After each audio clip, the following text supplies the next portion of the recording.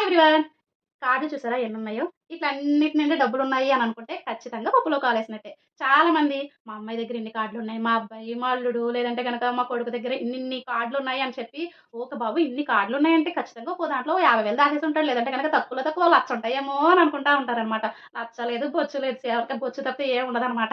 లచ్చ, బొచ్చు కాకుండా డెబిట్ కార్డ్ అనుకోండి పర్లేదు. ఇప్పుడంతా క్రెడిట్ కార్డులు మాయి కదా! ఈ క్రెడిట్ కార్డ్‌లో ఏంటంటే తక్కువలో తక్కువ ఒక్కొక్క కార్డ్‌కి 50,000 యేసుకుందాం.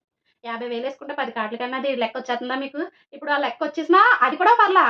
మళ్ళీ ఫస్ట్ తారీఖొచ్చినప్పుడుకో, ఐదో తారీఖొచ్చినప్పుడు క్రెడిట్ కార్డ్ బిల్లు పే చేయాలి కదా! అప్పుడనమాట.